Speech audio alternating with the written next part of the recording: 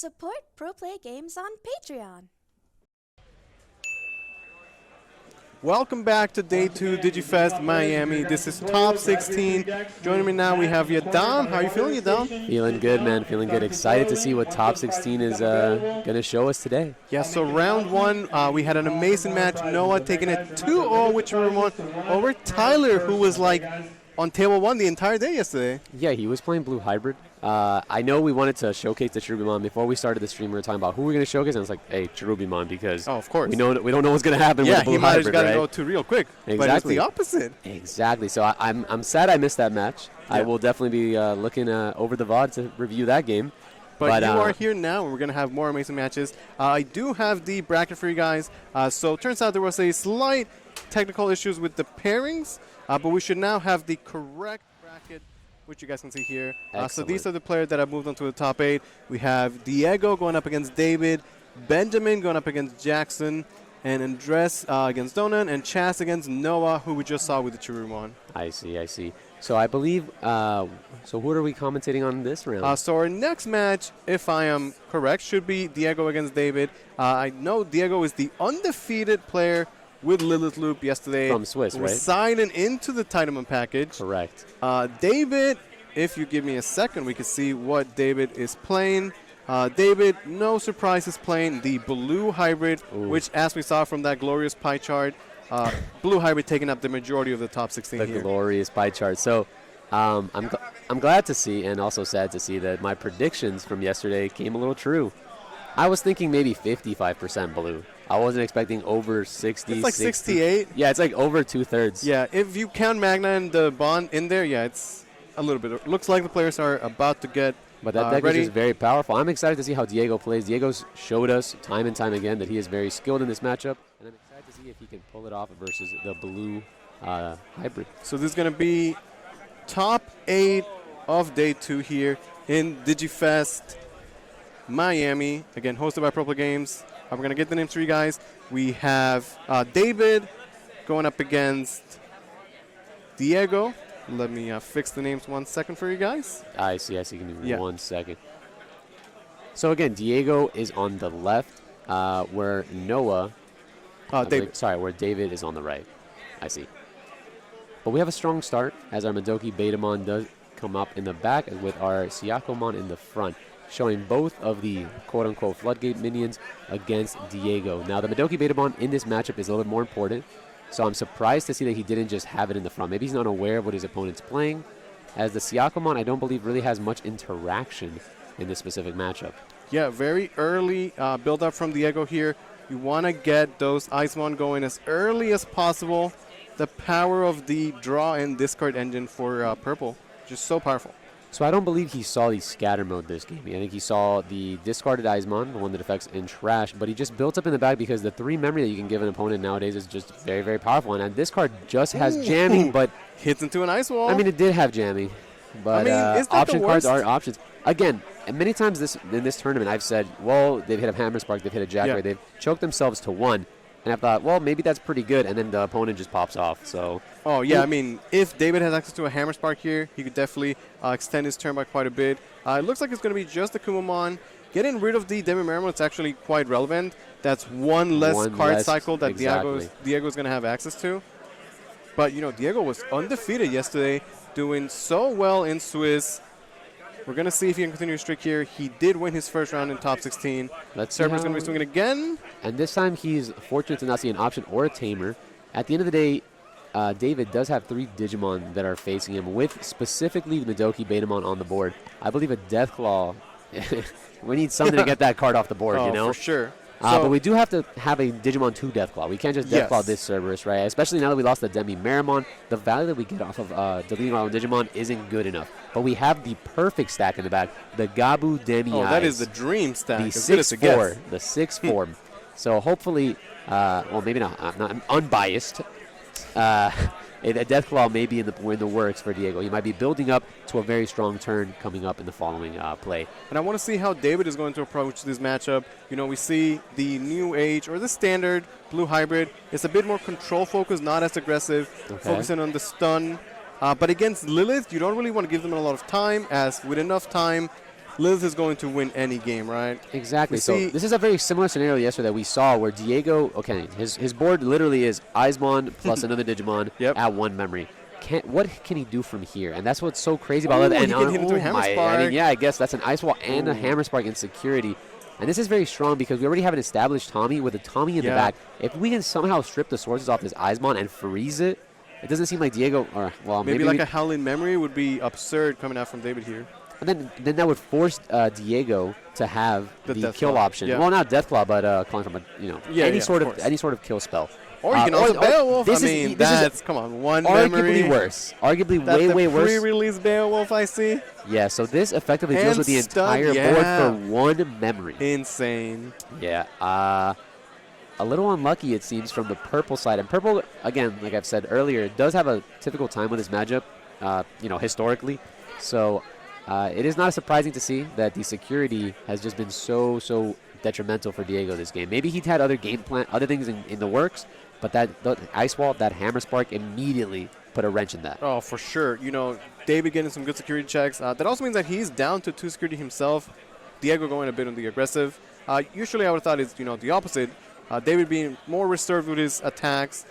Doesn't want to swing unnecessarily, doing a good job of managing that risk. He only swings with Beowulf because he has to activate the effect.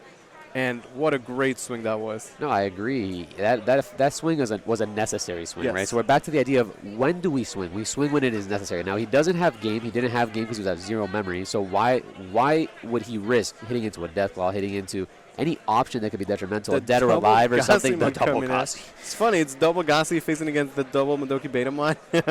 Yeah.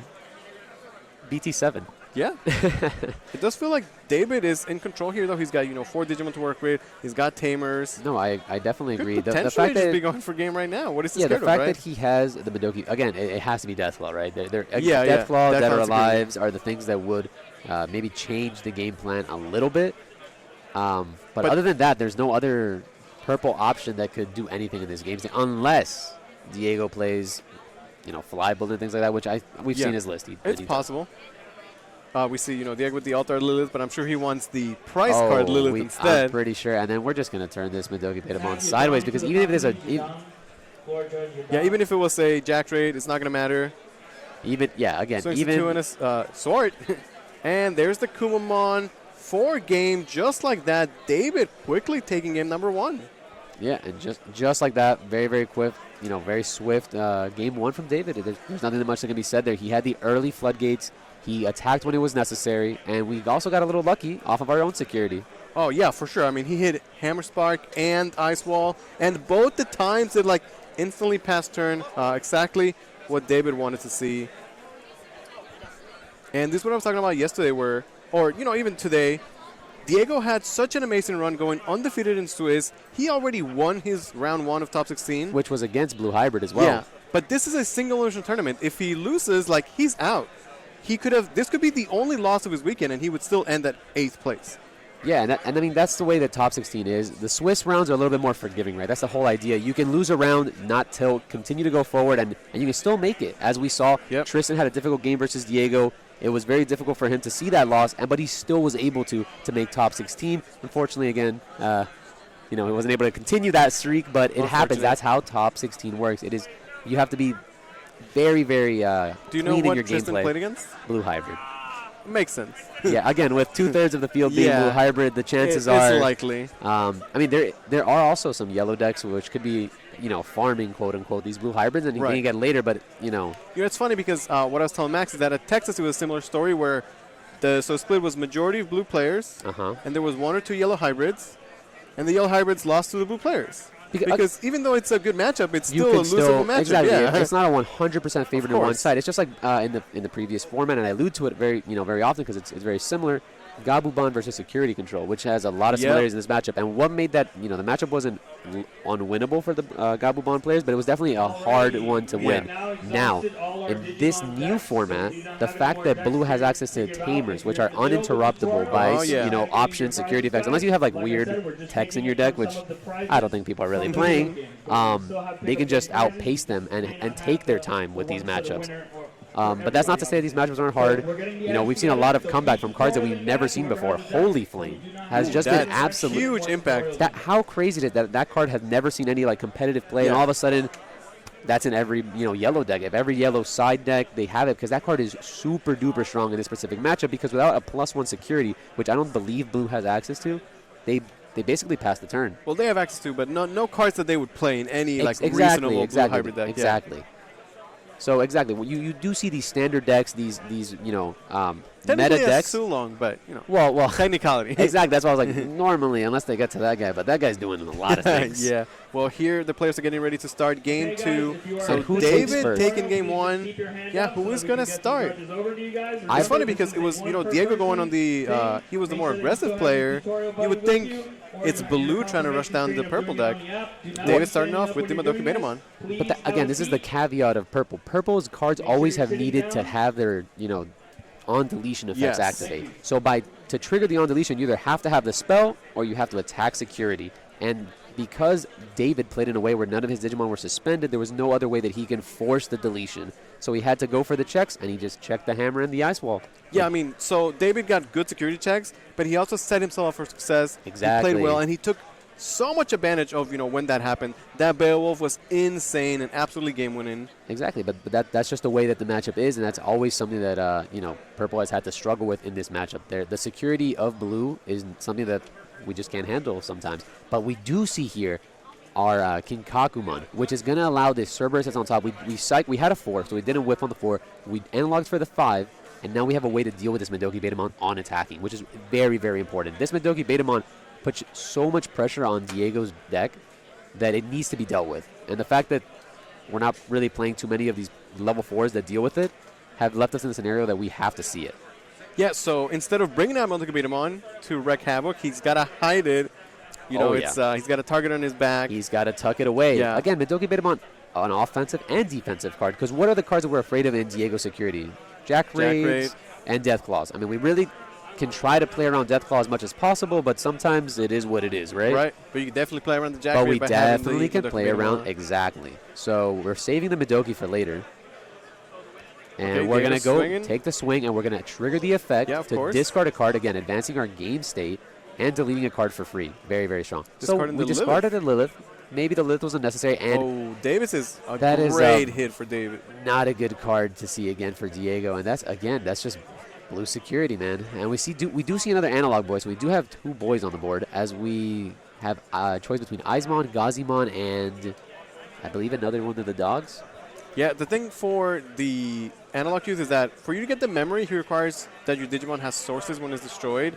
And Blue, with cards like Tommy, just so great at taking away those sources. Exactly. We see Diego going to the Lilithmon right away. So usually the way that the analog and the purple deck interacts is the fact that you have to delete it yourself. Yes. You can't pass the turn and expect it to come back. The mode change is really good, yeah. Exactly. So, the mode change is excellent. But, again, the mode change, and here was something I was going to bring up. Do you keep the mode change? Obviously, Diego did, so I guess the answer is yes. Do you keep the mode change against this matchup knowing that they play 4 Madokis? Right, yeah, because it becomes a liability, right? That's very manly. I mean, if it's such a key part of your deck, key part of your combo, you just keep it, right? We saw a player like Tristan, no side deck, just keep everything if your deck functions, right? Well, true, but that's more of a meme. Of course. No, but it's a meme, but he got there. No, of course, it's doable. But as we saw, Diego doesn't just run the dogs. He has in the side deck Black War Groundmon. Now, Black War Groundmon is a very, very strong inheritable, but the fact that he Digi bursts, maybe that's what makes him not good in this matchup. I don't know if you would. It's really difficult. But look at all these tamers that David has set up. He's got the purple Mimi in there. Davis, Sora Joe, the little Matt, so many tamers to work with. But I see David flickering his hand, and by the 1, 2, 3, 4, 5. Fly bullet on the Madoka Betamon. Okay, well fly. I mean, hey, Lilith one's there, cost a bit less. And the Mimi does make it cost. The Lilith reduces it by 1. Yes. In the whole grand scheme of things, right? The only thing that's really interesting here is the fact that while David is flickering his hand, I'm trying to count his hand size, and it's seeming like he doesn't have too many cards to work with. So although he has all these powerful tamers in the back, he might not have the cards to capitalize on it. He may be just flooded with rookies. Right, I mean, he did have the Stravimon, you know, picked up those tamers. We'll see what he's got. He's lost a Beowulf to security. I don't think he has many 4s in his hand. So even though he has this great lineup in the back, this is also something that happens with blue sometimes. You just don't have a 4. And if you don't see the Beowulf to recycle, we're kind of stuck. But tamers start to Digivolve. We do have a level 4, and we have specifically the Polar Bear, which is important to have with the Tommy in this specific instance, so you don't have to tap the Sword Joe. And now we have the 5. Now the 5 recycles the 4, and we're in for a unbricking scenario. So it's time for David to start going to the aggressive, you know, get some swings in, right? You want to get value out of this Beowulf. And at some point, you got to push the damage, too. You know, as I would say, David is about to start gaming. So we're going to see as the Beowulf attacks. He must attack to trigger the Tommy. Tommy will freeze the Lilithmon. But at this point, the Lilithmon was played early for one reason and one reason alone. And that is to gain memory. Yeah, I was going to say, I like the play for Diego to go into the Lilith because even if she's, you know, no sources and just gets frozen, she's still going to give him that value, right? Getting that extra 2 memory a turn is huge for Diego's game plan. No, exactly. I think it was very unintuitive. Oftentimes, you want to get the full value of your cards, right? So if I don't have 10 in trash, I don't want to play Lilith because I'm not adding cards back. I'm not adding back Jack raids, you know. And I see players hold cards very, very often and not know when to just drop a card. So it was very, you know, showing the mastery of his deck. Once again, Diego was able to know when it was time to play the Lilithmon just to get that added value. And now we're going to go ahead and see some fanning of, and he's not fanning it. He's just straight up counting it. I'm talking, so my brain can't do the 2 at the same time, but I think there's more than 10 cards in there. Yeah, especially if this Elecmon deletes himself to security. Yeah, I was going to say, I love the Elecmon. It's a great way to deal with these very annoying rookies for Diego. Great answer to the Milkubetamon, the Siako, as well as the Pokemon, right? So I did some research on Lilith, just because, you know. There's Jack Raid getting a bunch of memory to work with. And although Lilith isn't really attacking, what did Lilith do there? We gained 2 memory. So that was definitely awesome. Worth. So this Elecmon is something that I saw a lot of the European Digifest do. So there was a lot of Lilith loops in the top for the European Digifest, and a lot of them just played 4 Elecmons. And I thought that was a good card. It's not a bad card. I used to play it back in the day, but I only played that 1 or 2 because the Gabus are just so strong. Yes. And you have to play the Gazi, so like there has to be a give and take. So you know what often I saw happening? The on-attacking Gabu, which is the Gabu that you can trigger on your turn, would just be cut entirely for Elecmon. So they would go 4 of the on-deletion, 4 of the elect, and, you know, 3 or 2 of the Gazis, and maybe something else. But it was very interesting to see that they, again, low rookie count, high analog count, and we're just gaming. What I remember from Yinkling specifically is, like, the very low rookie count. So, like, you're playing less rookies, you want to make those slots count, right? But for Diego, you know, he values that Elecmon right now. But that's the crazy thing about scatter mode. Scatter mode's cost. No. That can't attack. Okay, but I thought he might have been going This is an interesting little scenario. So this Elecmon, I'm not sure if it needed to be deleted or not. Hey, there's an Ice Wall going to the bottom. That's pretty nice, I guess. But we did, again, whiff on a 4. We did get Strabi, which could, again, unbrick him. Specifically, he's going to 5 memory no matter what, unless he goes into a Zwart. But maybe what I was going to get at was maybe the Elecmon swings at the Beowulf to trigger the Demimera to then trigger to kill the Siako. But again, I think Diego has noted that it is time for us to go for damage, to go for win percentage. So he goes for the play that's a little bit more aggressive. Yeah, he was going to the Sword defeat. You know, you saw him, you know, messing with the Lilithmon. Definitely a tell that he was about to Digivolve in it. Yeah. And the Sword is such a crazy card because, like, even if you don't, like, cheat it out, just regular Sword is just a crazy card. I mean, very powerful. There's been many times in past formats where they've hard played this Sword. And by hard playing, regular played a 6. It didn't even Mega Digimon, and it just was good. That card is so powerful. The issue is, back in those formats, you weren't really stripping swords as much. Of course. But nowadays, if we remove that sword is just a 15k. Now, at this point, though, David does have 3 bodies on the board. Endless amount of tamers to work with. Is he going for a game this turn? Yeah, so the Zwart play, although it looked like it would like play around the Sora Joes, by summoning 2 Digimons without sources, we effectively... There is no Gassimon. He's going to get 4 and the Madoki Betamon. How does... yeah. And I think this may just be the end of the game. He's definitely going to be gaming now. Yeah, no, honestly, I can't imagine what a security has to be looking like. Well, you saw he play Fly Bullet. He did. I was going to say the other thing that could clear is a sword, but... Okay, so Deathclaw is step 1. Step 2. Oh, no, man. There's no step 2. Step 2 is handshake. Okay, yeah, all right, fair enough. And that's the set. And that's the set, yeah. Wow. I don't know where the Azulong, you know, we always see it on the list. You don't see it come up that often, but when it does, he just shows up to win the game. Yeah, so, again, obviously these players are veteran in this matchup, and they very much understand. And there's a lot of questions I have. So I was going to ask you at one point in time, do you keep Azulong into this deck because of the fact that they could just play Gazimon and prevent its whole, effect? You're playing him for 5. Now, is playing him for 5 necessarily a bad thing when you have your turn started at 7? Maybe not. Yeah, like, it still would have been good enough, but he played it for 1.